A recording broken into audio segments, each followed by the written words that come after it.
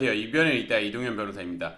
오늘은 학교폭력대책심의위원회, 즉 학폭위에서 반드시 지켜야 할 세 가지에 대해서 알아보도록 하겠습니다.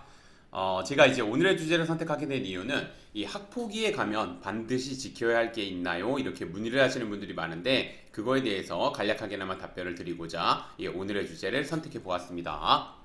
우선 들어가기 앞서 학교폭력의 개념을 보게 되면 학교폭력은 학교 내외에서 학생을 대상으로 발생한 상해, 폭행, 감금, 협박, 약취유인, 명예훼손, 모욕, 공갈, 강요, 강제적 심부름 및 성폭력, 따돌림, 사이버 따돌림, 정보통신망을 이용한 음란폭력 중보 등에 의하여 피해 학생에게 신체, 정신 또는 재산상 피해를 수반하는 행위를 의미합니다. 이 학교폭력의 개념 정확하게 아셔야 된다는 거 말씀드리겠습니다.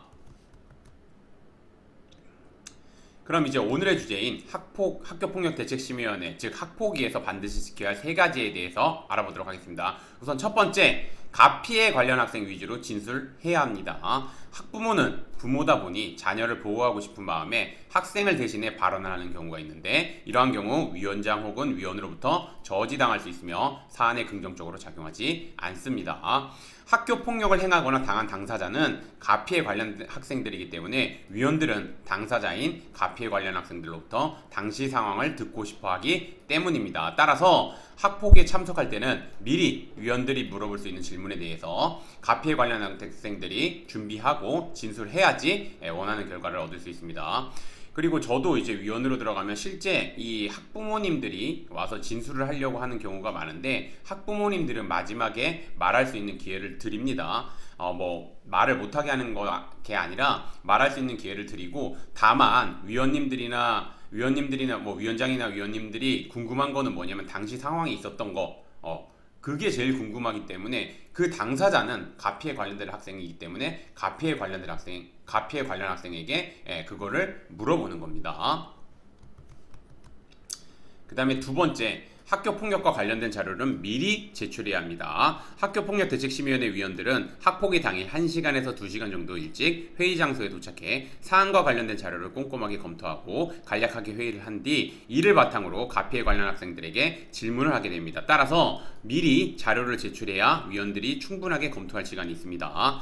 일반적으로 가피에 관련 학생과 학부모가 혼자서 진행하는 경우 두서없이 감정적인 의견을 개진하는 내용의 의견서 등을 제출하는 경우가 있으나 이러한 의견서는 오히려 불리하게 작용할 수 있습니다. 실제 저도 이제 위원으로 들어가 보면은 이 감정적 굉장히 좀 격한 감정을 표현하신 의견이 들어오는 경우가 종종 있습니다. 근데 그런 거는 솔직히 말씀드리면 긍정적으로 작용하지 않습니다. 따라서 의견을 작성할 때는 우선 평소 가피에 관련 학생의 관계, 그 다음에 이제 사건이 발생하게 된 경위, 이런 거를 육하원칙에 따라서 이렇게 적시한 뒤 주장하고 싶은 내용에 대해서는 당연히 법률적인 관점에서 합리적인 주장을 해야 합니다. 마지막으로는 감정적인 대응을 해서는 안 됩니다. 특히 학부모는 자녀이다 보니까 감정적으로 대응하거나 인격적으로 상대 학생을 공격하는 경우가 있습니다. 실제 저도 이제 위원으로 가서 이제 있다 보면 상대 학생을 공격하거나 심지어는 이제 위원님들을 감정적으로 공격하시는 경우가 있습니다. 굉장히 좀 매우 공격적으로. 그런 경우가 있는데 그런 경우는 오히려 이렇게 불리하게 작용될 수 있습니다. 그래서 위원들이 물어보는 질문에 대해서 육하원칙에 따라서 그냥 사실 위주로 진술하는 것이 바람직합니다.